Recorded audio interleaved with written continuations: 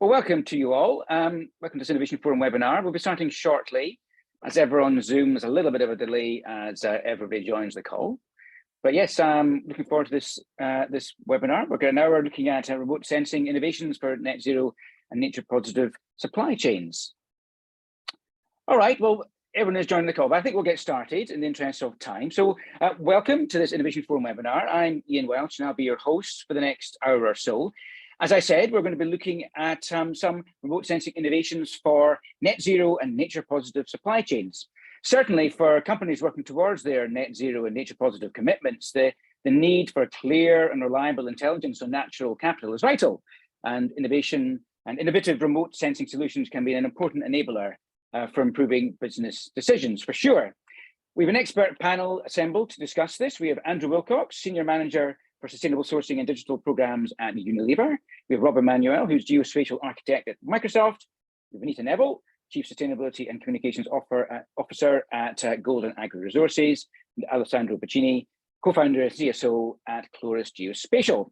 And our thanks to Chloris Geospatial for supporting this webinar and helping to bring our panel together. Thank you also to Innovation Forum's B. Stevenson for our organization and tech hosting today, and also Innovation Forum Diana Kim. Thank you to you all. And the conversations we're having today are in advance of Innovation Forum's Sustainable Landscapes and Commodities Conference next week in Amsterdam. And if you want to join us, there are still places available. Okay, I'll turn to our panel shortly, but we do want to hear from you all. We have over 200 people on the call now, which is great.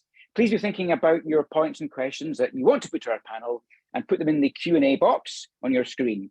And you can like others' questions, and the more likes a question gets, it goes up the screen, and the more likes there are, the greater the chances that I will put it to our panel. Okay, let's get cracking. Anita, welcome. Perhaps you can go first. Give us a very quick bit of context setting for Golden Agri Resources, but then please comment on what GAR looks for from remote sensing solutions and how you're using them to deliver on your net zero and nature positive commitments. Anita. Thanks, Ian. It's so nice to be back part of the Innovation Forum family, and on a webinar I'm feeling very rusty, so hopefully give you good value this evening. So for those of you who don't know us, Golden Agri Resources is the second largest palm oil company in the world. We have just over 500,000 hectares of palm plantations that we own and manage ourselves in Indonesia.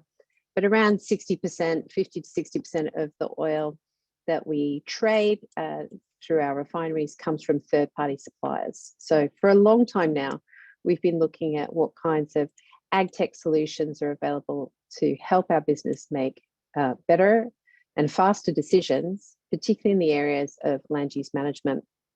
And I think what we've seen in the last sort of 2 decades is the rapid acceleration in the development of satellite technologies that have helped us to really understand land changes in the landscape much better. And you're seeing those that have traditionally, these sorts of services that have traditionally perhaps been used by governments or organizations like NASA, have become much more accessible to individual agribusinesses of a range of different shapes and sizes, including those with the kind of sizable footprint like GAR. And this has enabled us to see more across our supply chain, to see changes faster and therefore be able to respond to them faster, whether those are deforestation events as a result of agricultural expansion or loss of forest as a result of fire. And we're also able to see those at increasingly high level of resolution and at lower cost. So it's been fundamentally important for companies like GAR to be able to utilize this technology to help reduce the cost of having to go and ground truth every single alert that we get across our system around deforestation or fire events. But there is a limit to what satellite technology has been able to tell us up until now. Conventional systems are really focused on loss and less on the question of, well, what are we gaining? So GAR, as part of its GAR social and environmental policy issued in 2015, and even before that with our forest conservation policy in 2011, made commitments to set aside HCB and high carbon stock areas of forests as part of our commitment to no deforestation, no peat, no exploitation. And we've used satellite technology thus far to tell us, where that land is, and to make sure that the areas that we've set aside are protected.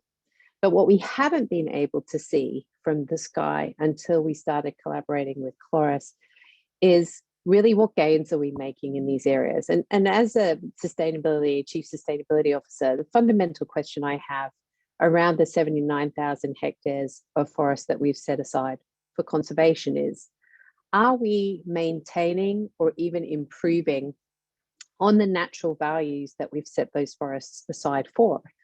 And if not, how do we make sure that we're acting on that fast enough?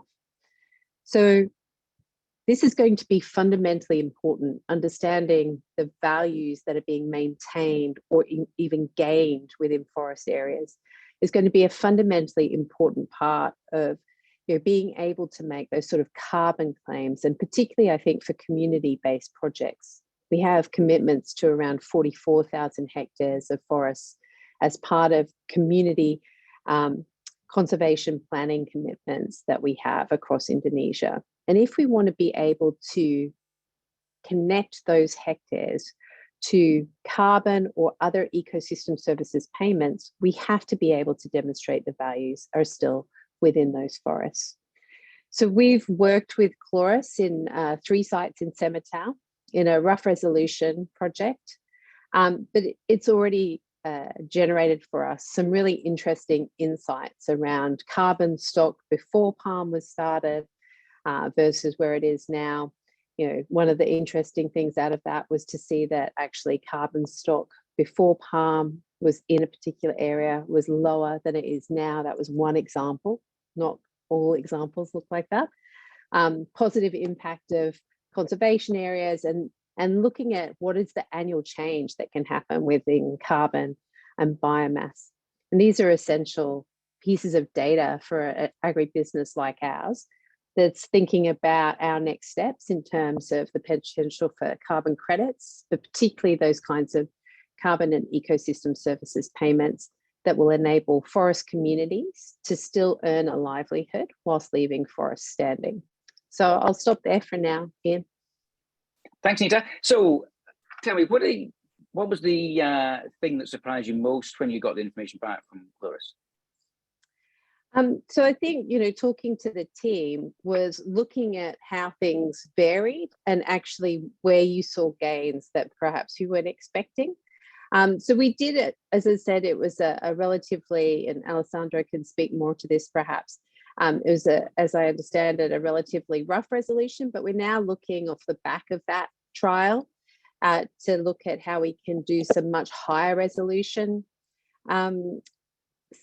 spots in our estate to see if we can actually use the technology to do an annual biomass carbon change monitoring and reporting that would then be part of our feeding into, say, carbon standards like, the gold standard or Vera. So like how we use that as part of our evidence point. But it's really looking at where is the variability and what triggers that change as well.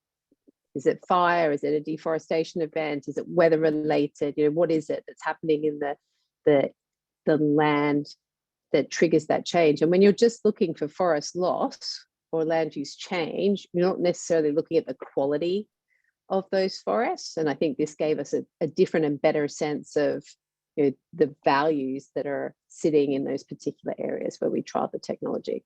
Quite interesting. Sure. No, thank you very much indeed. Andrew, let me turn to you. I wonder if you can perhaps build on what Anita's said in our comments and give us some insight into the sorts of data and innovation that Unilever needs and why, and how this is driving progress. And audience, I should say, unfortunately, Andrew will be leaving the call at 1/2 the hour. So if you have any questions or points you want to put to Andrew specifically, please do get them in shortly so that we can put them to Andrew before he has to drop off the call. Andrew, over to you. Yeah, thanks, Ian. And thanks, obviously, to Innovation Forum for hosting and to my esteemed fellow panelists here. It's an honor to be on this group. And Anita, that's a great kickoff that you gave us here. So for those that don't know Unilever, we're a global consumer goods company with 400 brands across different categories. So Dove soaps and Magnum ice creams and so on. They're used by 2 billion people a day. And obviously to provision consumers with these products on a day-to-day basis, we have a supply chain that touches down in many of these key commodities linked to forest health and forest carbon, like palm oil and soybeans, wood packaging and cocoa. And that supply chain sprawls over several million hectares of land with millions of farmers on it. So the need for scale is so obvious it practically goes without saying, but of course I'm framing how we're thinking about remote sensing here. And remote sensing is one of those obvious gap closing technologies for scale. And so today I was going to talk a little bit about, I think, what Unilever needs, and I think what the private sector and consumer goods sector more broadly need to do to really avail this technology as it evolves so rapidly. And then a few things that actually are needed from the ecosystem itself. So the Chloruses of the world and the broader ecosystem of satellite data generation and other forms of remote sensing, drones and so on, and the downstream analytics that are produced. And then I wanted to just pull it together with something that we kind of all need to do to make the most of this technology. So first and foremost, we need to align the technology and the data to our purpose and our programs. So at Unilever, we have a commitment for a deforestation-free supply chain, also a commitment to protect and restore 1.5 million hectares. And also we need greater traceability, transparency in the supply chain so that we can work with suppliers and focus our sourcing with those that share that ambition to empower smallholder farmers and protect nature. And I think this is kind of what Anita was getting at, is this technology could be so powerful for going from commitments into impact and the values that are preserved and restored by way of these programs and these actions. So the second piece is also remote sensing is wonderful, but it really needs to pair with other sustainability technology. So looking at different ways to achieve traceability, geolocation, blockchain, we've been looking at crowdsourcing, and really what we're trying to do is bring it all together into a coherent stack. And then finally, speaking as a consumer goods company, we need to understand and leverage our place in the value chain and understand that it's about working with a constellation of partners that are supplying you with materials, their suppliers, and then obviously downstream retail and distribution. And that point is actually what segues into what we really need from the ecosystem, because ultimately this isn't bilateral. It really needs to be multipolar, multilateral. It needs an ecosystem, not a simple partnership or arrangement like that. And so there's three things that we really do need from the ecosystem, which are, one is about accuracy, the other is about interoperability, and then the third is about creative new business models. So on the accuracy point, we really need reliable, transparently documented benchmarks for quality and accuracy. This is where Unilever has been supporting an initiative called the Forest Data Partnership, which is led by the World Resources Institute, Food and Agriculture Organization, and the US NASA. And it's an effort to basically put in place validation pathways around key forest data. On the interoperability piece, I think there's two chunks to it. One is about the impacts themselves. So if we really want to say something about using remote sensing, the impacts in forests and other ecosystems, we need a common language for that impact and for how to convey that impact, and also a common language of place. So we need to be able to be talking about the same mills and the same refineries and the same terminals and all those sorts of things in order to meaningfully link impact to place. And then the last piece is probably the most challenging and most promising in my view, which is the new business models. How are we gonna provision a marketplace with data out of this ecosystem? And so finally, the thing that we all have to do together is, I think all the people in this room love the technology.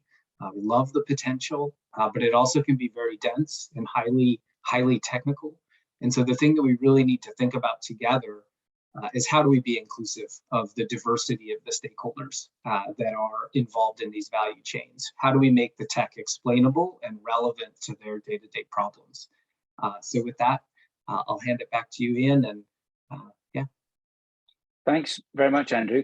In terms of internal conversations, I mean, I imagine that there must be some degree of trepidation that you're going to uncover endless problems when you go down the route of using remote sensing. You kind of, gosh, what are we going to find? How do you get around that internally? Is it a question, well, these problems are there, so we just have to go and find them, or we have to be aware of them? Is that the sort of conversation you have? Yeah, no, that's a great point. And I remember a few years back, we were talking about a laser on the space station that could measure trees. And that was an interesting internal conversation. And it's also a critical instrument for measuring forest carbon and structure. And I'm sure Alessandro will touch on this, the global ecosystem dynamics investigation. But yes, Ian, your point is very appropriate. Once you have a better understanding of carbon in forests, there's a possibility that your overall footprint could very well go up, your emissions footprint. And I think as a company, there's a commitment to know and a commitment to understand our impact, even if that better understanding makes us feel like we slid backwards because we got better accuracy in the short term. Sure. Okay, thank you. One quick question. There's a question for you specifically. You talked about inclusivity. Could you just very quickly define what you mean by inclusivity? Yeah, I mean, to frame it in very technical terms, like we'll be using very complex deep neural networks that are using, multi-dimensional data cubes to generate an insight about a forest. But ultimately, we need to go land that with groups of smallholders, with producer companies. And if we just go to them and say, well, the model told us, that's not going to work. So inclusivity is a huge concept and, of course, critical to how we operate. But I was talking about a very specific kind of technical version of inclusivity. Okay, no, thank you very much indeed. Thanks, Andrew. Okay, Rob, perhaps you can give some insight into what Microsoft is doing in this area and what are the challenges that you're working on addressing? Yeah, sure. Yeah, thanks for having me in this panel. My name is Rob Emanuel. I'm the head of engineering for a project at Microsoft called Planetary Computer. And so I'm part of the environmental sustainability team here at Microsoft. Microsoft's made some ambitious commitments around sustainability, being carbon negative, water positive, zero waste, and to protect ecosystems.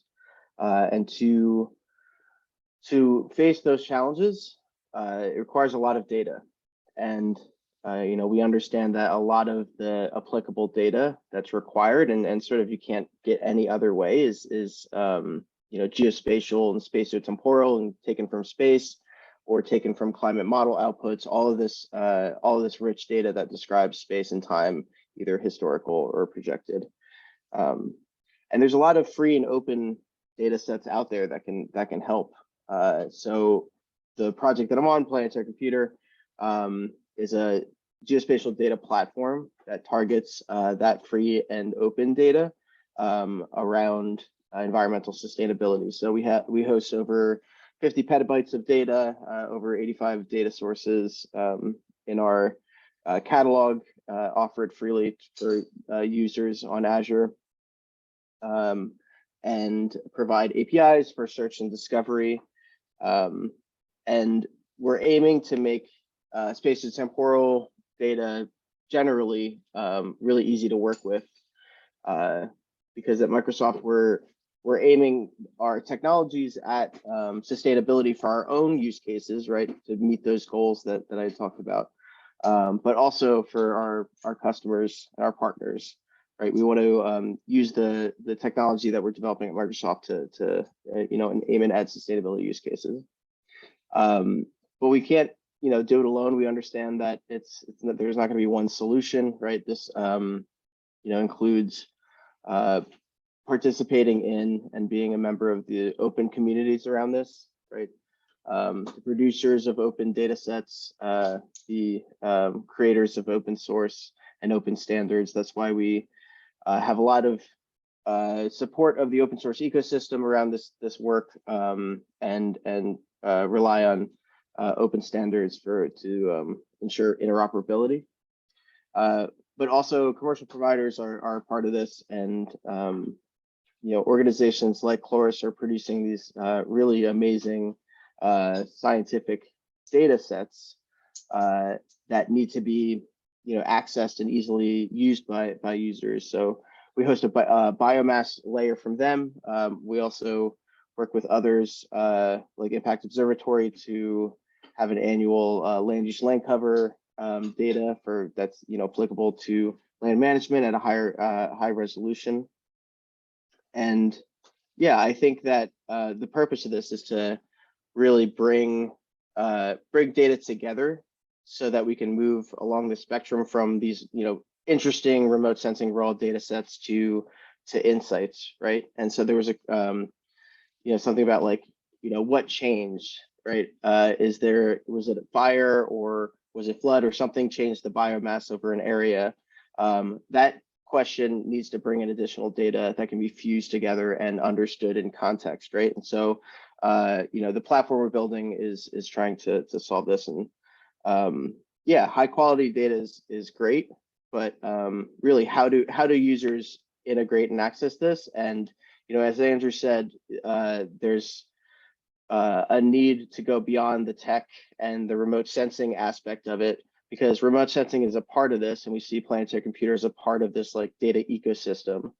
But remote sensing and geospatial, is hard to understand, can be difficult to work with. How do we provide those insights to people who don't want to understand the geospatial aspect? They just want the information and integrate into larger sustainability systems. So Microsoft has a large suite of products that we're looking to integrate into.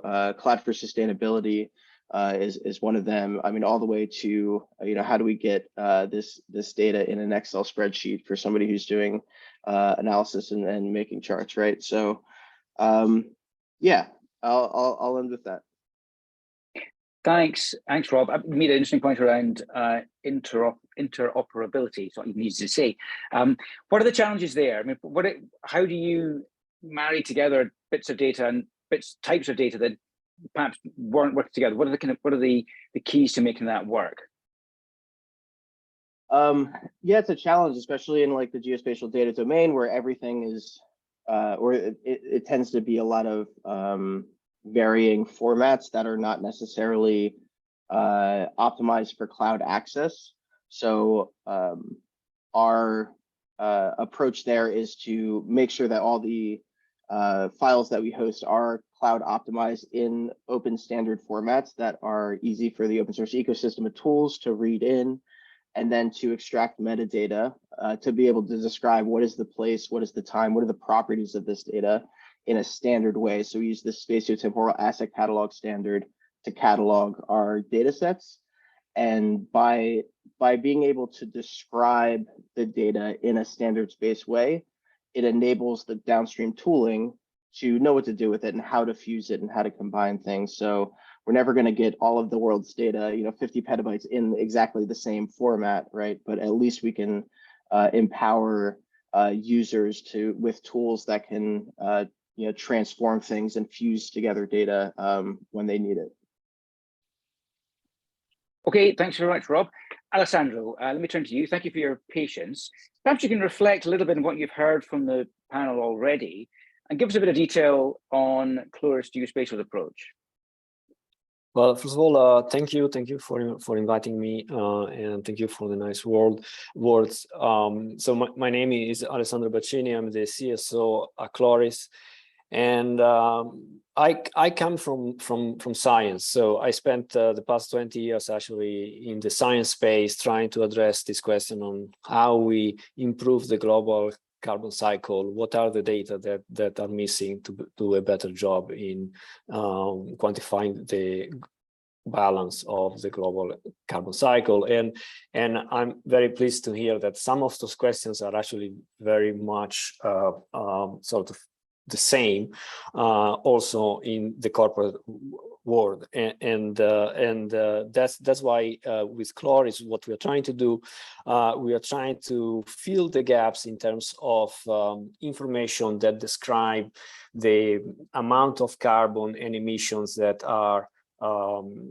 resulting from land cover and land use change. We are a new company, and as Anita just mentioned, if you can look not only to deforestation or forest area, but you can look and start to query the amount of carbon that is stored in the vegetation over time, you will discover some new insights, some information that at Chloris, at least we think, and we like to think, that is the information that you need to have a comprehensive, transparent view of the impact of your project.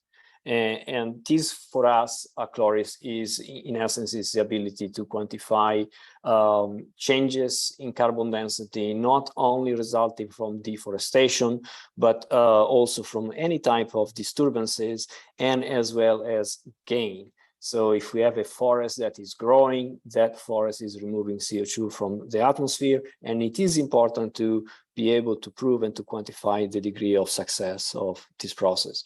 So I think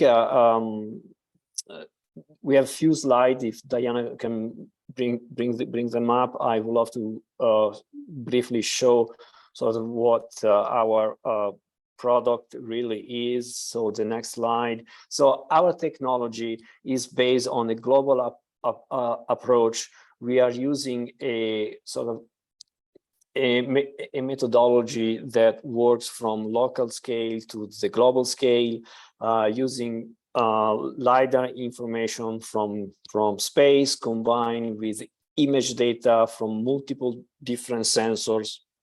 And through machine learning, we are able to generate annual estimate of carbon density and as well as annual estimate of change. So by doing this, then we are trying to offer this information in our new platform.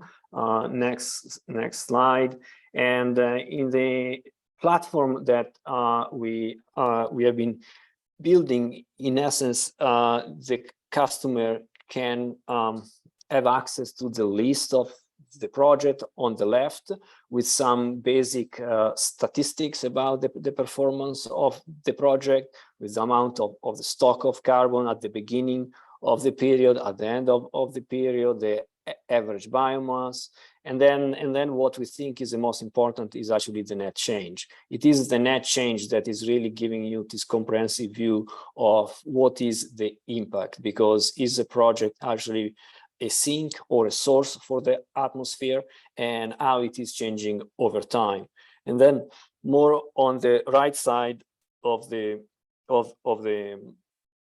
platform, you can have access to figures describing the trend. The uncertainty on the estimate is a sort of gray envelope. Behind the blue line is sort of the degree of uncertainty on the estimate. And on the bottom right, you can actually have this visual representation of the data. Those are spatially explicit information, meaning that their maps continues in space and time, and so people can have a better understanding of where things are happening within the project, within the country, and so on. So it is through this type of information that we think that, or we hope to help, Anita, Andrew, in this case, with information that are difficult to find and are difficult to actually generate in a cost-effective manner.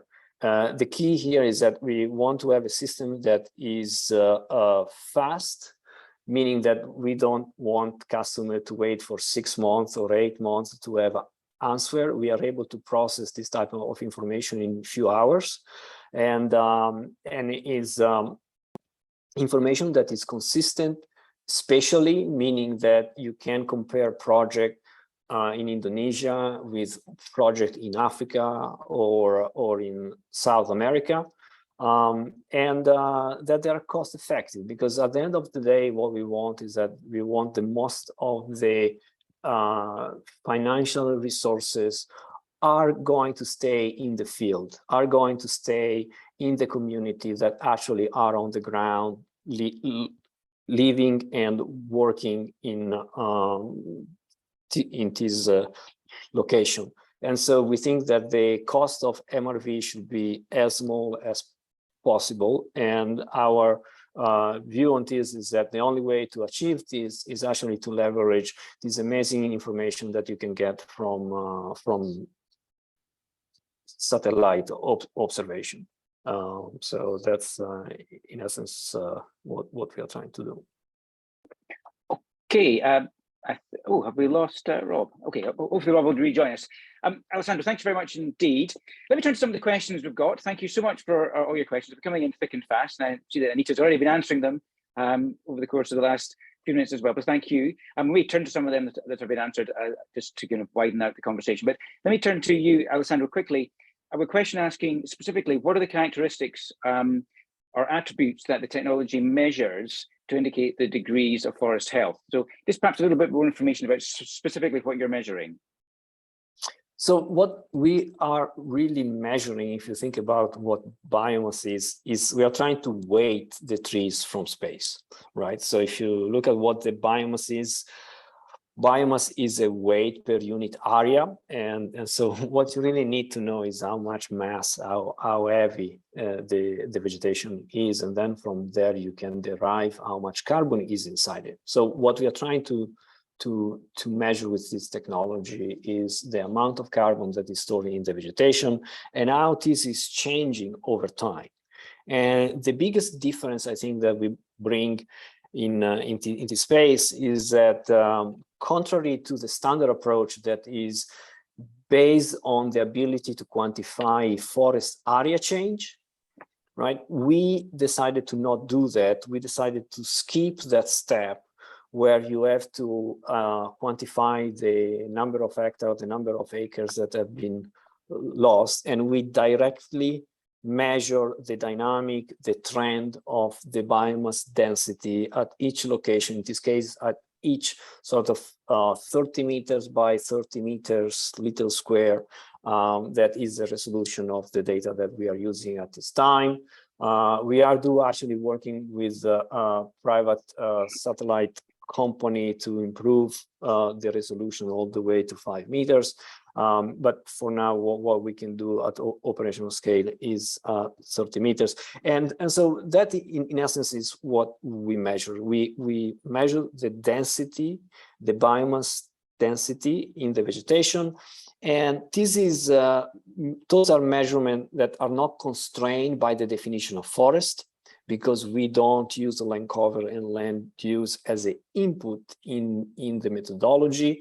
And so allow us to provide estimate of any type of above ground woody vegetation. So it's not constrained only to forest. And this is very important when there are projects of reforestation or project where a degraded forest is in the process of recovering. And so you can actually quantify then the improvement, the gain in terms of how much biomass is growing back in those projects. Thank you. I answered the question. No, thank you. I'm conscious we've lost Rob. We knew Andrew was going to drop off, but we've lost Rob as well. So I hope Anita and Alessandro, you're ready to answer a lot of questions, because we do have a lot of questions coming in. I want to turn to my question. Anita, I know you've answered this on the Q&A, but I just wanted maybe just have a quick chat about it. You mentioned in your remarks about the limitations of using satellite technology and satellite imagery. Can you give a bit more about what you mean by the limitations and you know, what the challenges are there? Sure. I mean, I think we need to be really mindful of the fact that technology can only do certain things for us, and we still need to interpret results that we're getting. So the classic thing for me is we have satellite monitoring of all of our own plantations and third-party supply chain, and we get lots of alerts around land cover change. That could be a deforestation event or a fire event, a hotspot. And so what a satellite will tell you is where to look. And because the satellite technology and imagery has improved so much over the last 2 decades or so, you can see more frequently areas faster. So this is enabling us to respond to those. But what it won't tell you, the satellite image is never going to tell you who is responsible for that deforestation alert or that fire, and why did they do it. And so it's essential that we still have ground truthing teams and that we still have in-field support who can go and ask those questions, right? At GAR, we talk about it as using tech with a human heart, because in and of itself, all it's telling you is where to look, right? And it enables you to, instead of having to have eyes everywhere all at once, human eyes, we're using satellites to do that component, but you still have to deploy people on the ground to find out what is the driver, because ultimately the satellite technology information that we're getting, the imagery that we're getting, is really only answering the where question. And then it's up to human beings and the decisions we make and the other things that we put around to be able to drive the change of behavior so that that deforestation alert doesn't happen again, right? So it tells us the where, it doesn't tell us the why or the who necessarily, and it doesn't also answer how do we prevent it from happening again. What we're talking about here with remote sensing is about giving us a deeper sense of the value of that vegetation from a carbon or biomass perspective that could help inform other decisions that we want to take in terms of what that forest is useful for, or that piece of vegetation. We're looking at areas that are covered in palm, and some people may think, well, what's the good of that? But palm is a tree that's in the environment for 25 to 30 years in its productive life, and in that period it plays an important role in terms of its biomass capacity, its carbon capacity, and it's useful for us to understand what that dynamic is in the environment. So that's what I was talking about. Thank you. Thanks, Anita. Question, Alessandro, I want to put to you is, we'll get a few questions asking around the use of on-the-ground investigation combined with using remote sensing, and specifically around carbon in soils. Do you, Alessandro, use soil sampling combined with the remote sensing to measure or to check carbon stocks? How do the two work together? That's a good question. At this time, we are actually focusing only on the above ground component of the biomass. We are not really looking at soil carbon. This is something that is in the plan and is coming. And for soil, fielding information are even more important because there is really no sensor that can tell you how much carbon is stored below ground in the soil. And so there are a few techniques that you can use to do that. But yes, the ability to work with field sample for the soil is very, very important, as is always important to have a check on the ground. I mean, at the end of the day, looking at target from space, you can be very accurate, but you always want to compare with what it is on the ground. So field data is still very important. Sure. Okay, thanks, Alessandro. Anita, question we've got specifically for you, and it's about looking back into the past. How much do you weigh net loss from establishment of plantations that are existing versus net gain from protected assets? How do you include that in your thinking and when you're looking at overall impacts? So looking at the historic development of palm plantations is an important component of how we assess our overall journey to a 1.5 degree pathway. So remote sensing doesn't negate the need to look at what happened before. And then we look at and calculate historical land use change as part of setting out, okay, what do we need to do in terms of emissions reductions elsewhere to get us on that 1.5 degree pathway, right? So it's not as if we just look at the environment as it is now and ignore what happened before. We still have to make that calculation as part of our carbon reduction strategy, and that those emissions have to be compensated for elsewhere.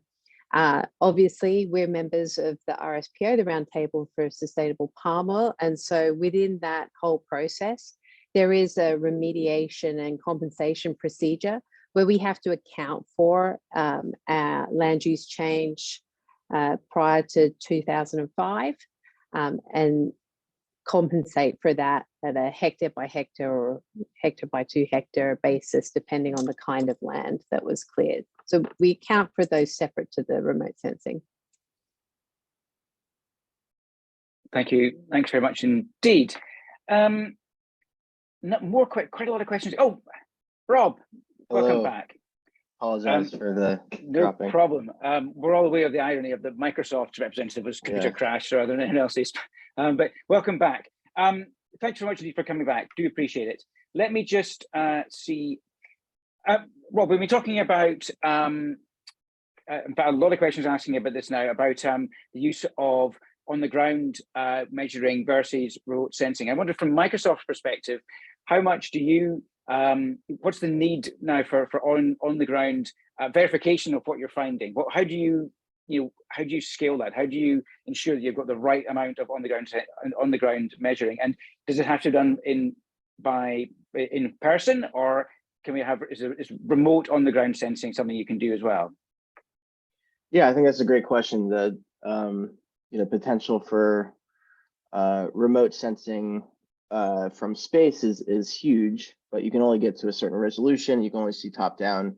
You need on the ground validation for certain use cases, right? If you're doing a monitoring use case where you want to detect some anomaly, that's fine, but you have to then you have to go inspect it, with folks on the ground. I think that the technology is still coming about to be able to do that fusion of remotely sensed data at various scales, right? So we have this lower resolution or even high resolution satellite data can't match aerial or drone imagery, right? That can get a better view or an oblique view versus street view imagery versus something that somebody can go to a location and write down, measure tree tree trunk width, things like that. So I think we're still at a point where combining all those seamlessly is a goal, but we're getting there, and I think that our approach of treating everything as spatiotemporal data and kind of starting there and using those open data standards and supporting the ecosystem of tools around fusing that data is sort of my team's approach. However, I think there's still a lot of manual processing going on where folks are going out with notepads and really getting the on the ground read and feeding that up for a manual sort of conflation process. Thanks, Rob. Alessandro, quick question for you.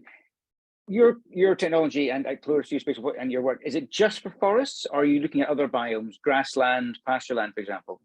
So at this time, it's only for woody vegetation, meaning that it doesn't need to be forest. It could be shrubs or sort of woodland, savanna, very, very small vegetation, but that actually has a woody component.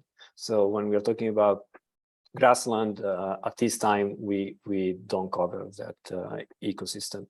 It is possible to do it, but at this point, we are not focusing on it. So the Brazilian, the Cerrado, for example, biome, that's one that That's you good. could cover. Yes. Yeah. Absolutely. Yeah. Okay. Quick question. Where are we? it was question answering about a government, working with government, and Alessandro, to you first, perhaps. Do you have any cases where you've been working with governments at a landscape or jurisdictional level to establish what's going on in it, to get the overall picture for that jurisdiction, and how's that worked, and what work are you doing with government? Well, I have to say that at this time we are not really actively working with a government. We are a very new company. We started about a year ago, and we focus all our resources to generate this product. I might have in mind exactly how this could work. In my past job, I had the opportunity to work with many government and provide this type of information from state level to subnational level to the national scale. And this is exactly when remote sensing provide I would say, the best opportunity, because if you think about even just for the United States, that is probably the country with the most advanced national forest inventory. It's extremely expensive, and it takes a very long time to monitor the entire country. While if you put in place a methodology and a process that is heavily based on the remote sensing that we work with Acloris, you can generate those type of information annually in a very, very quick and cost-effective manner. We are looking forward to have the possibility to work with some government. Sure. Okay. Well, thank you. Thanks for clearing it up. Anita, I want to put a question to you. It's one that you have commented on already, but it's basically the question asking, how do you make sure you make the most of the potential from these sort of techniques? How do you make sure you use it take it as far as you can? The question I talked about, getting beyond the kind of bare minimum, but how do you ensure that you get the most out of all of this potential here? Oh, okay. So I think the question was really like, are you just using this tool? And the short answer is no. This is an additional tool in the toolbox, right? But you can't rely. Remote sensing gives us new pieces of the jigsaw puzzle so that we can fill in more of the gaps. But there are questions in there around how can this help you assess biodiversity? Well, sometimes you have to do good old-fashioned field work. You have to have, boots on the ground. You have to have camera traps set, and you have to do all of those things. This doesn't discount using this technology. Does not mean that you no longer have to take some of those actions. What it means is, I think, first of all, we can have a look at a broader area in a much more, Alessandro has said this multiple times tonight, a much more cost-effective way to look at a larger area of land. So from a scalability perspective, Andrew touched on this too, this technology is really important. And then it helps you by looking at this sort of larger space, identify where are the areas that you really want to hone in on and focus investment. And this is fundamentally important as we think about things like just transition, where all of the money that has been promised at COP26 and the many more dollars that will be promised, no doubt, at COP27 to protect forests and to help communities transition to more forest-friendly practices, less invasive agriculture, all of those things. Like these sorts of technologies will help us determine where we should take immediate actions. It's not going to give us the whole picture. You have to use other things. So we would use remote sensing alongside, our traceability to plantation technology and capacity building partners, along with our existing satellite monitoring for deforestation and forest alerts. These are layers of information that also then need to be accompanied by ground teams. Thanks. Thank you very much, Anita. Question, we are hearing a lot about the growth of the carbon markets, something that's been talked about a great deal to talk about it in a lot of different places, but I'm wondering how, or this is a question asking, how you can link using remote sensing data to developing carbon credits. Alessandro, perhaps you can start. How do you see the use of your sort of technology to develop carbon credits? I mean, it's a very complex process for sure. What I like to think is that a key element is reliable and transparent information that actually has a quantified accuracy, so that the user can know the limitation of the information, but also information that is simpler compared to what is required today. And today, my impression is that the process, the way in which we derive this information is extremely complex for not an exact reason. And so I think that our contribution is to provide a much more direct, quicker way to provide this type of information, and in a way that is actually you can scale it. If you think about the projection of the carbon market, in few years, you will need to be able to generate so much of this information that you need to be able to scale it. And I don't see personally a different way that is not based on remote sensing technology in order to be able to do that and to provide the demand with the information that they need.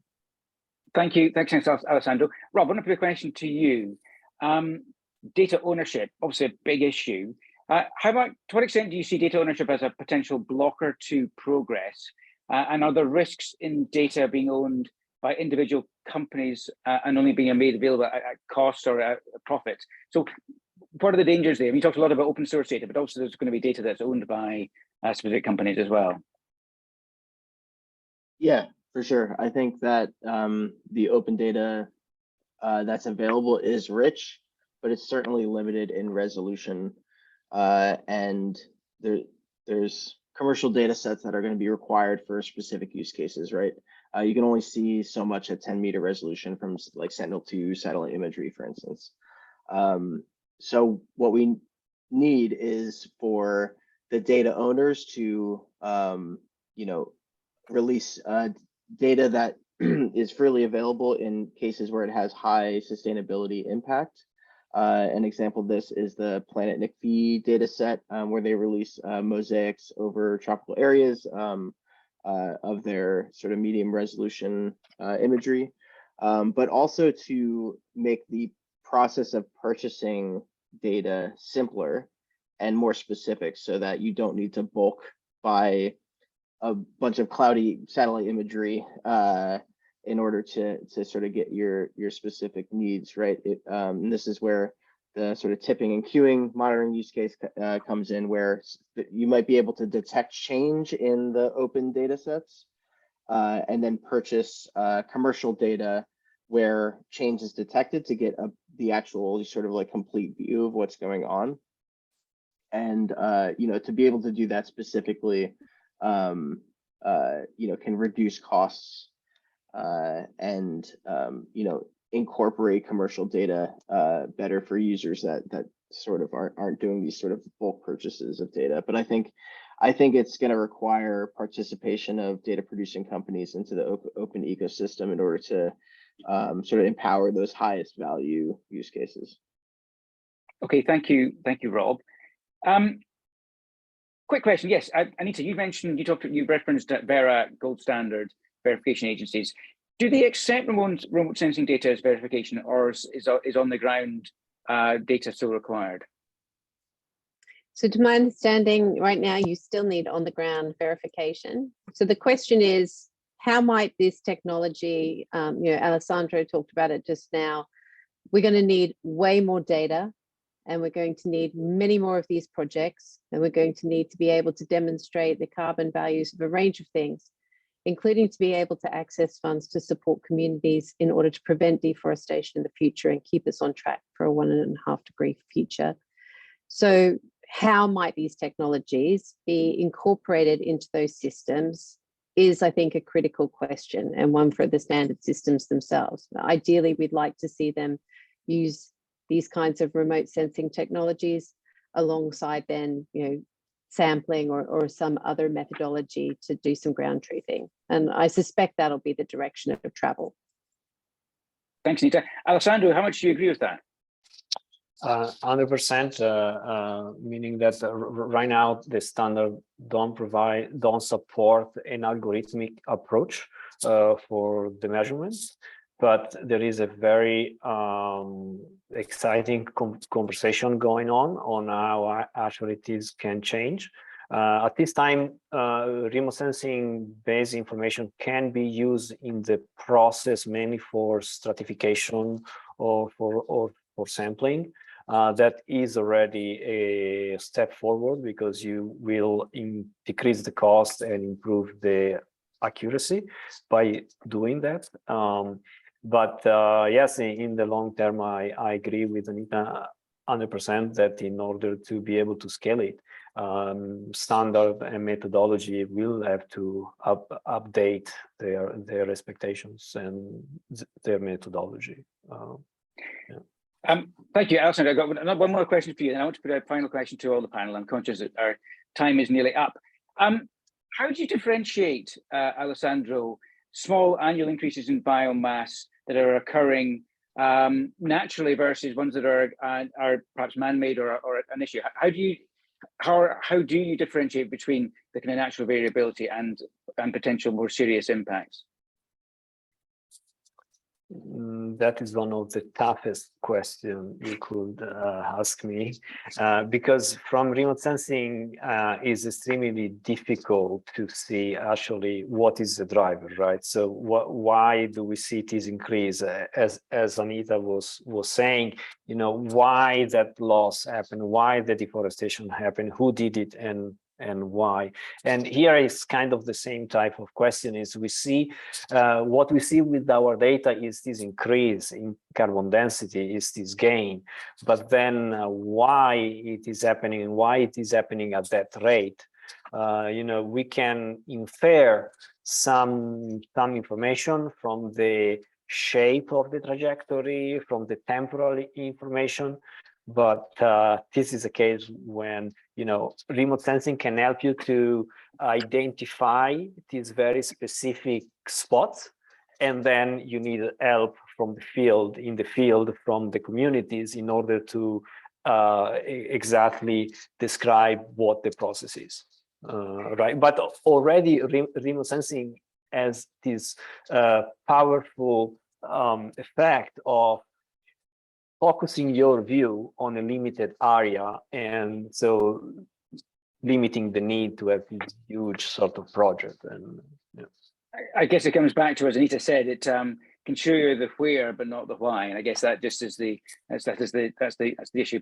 Okay, as I said, conscious coming towards the end, I want our panelists to reflect a little bit on the past hour and perhaps give us the two key things that they are taking away from the session. Rob, I know you just dropped off for a little bit of it, but what are you taking away from today? What are the key things you think that we need to be thinking about going forward? Yeah, I think that question of the why and the explainability of the information, you know, remote sensing can only in some cases approximate. I mean, it's true values, but actually the explainability is very important for that sort of inclusive work that Andrew spoke about. So I think that sort of interoperability and explainability are two sort of key points that I'm taking away. Right to the end there, and I spoke without taking myself off mute. Anita, same question to you. What are you taking away? Well, at the risk of this being a really boring reflection, interoperability, I think, you know, how data talks to data and being able to share data across different systems and with different users for different purposes is going to become increasingly important. It's definitely in my top 3 concerns at the moment around data is interoperability, how we share it. And the second thing is data is great, but it's got to be relevant to a human being who's going to do something different on the ground. And so being able to translate it, you know, I look at these graphs and systems. I have a lot of smart people in my team who explain these reports to me very patiently. But then, you know, I'm speaking my first language. I'm relatively up to speed on some of these things.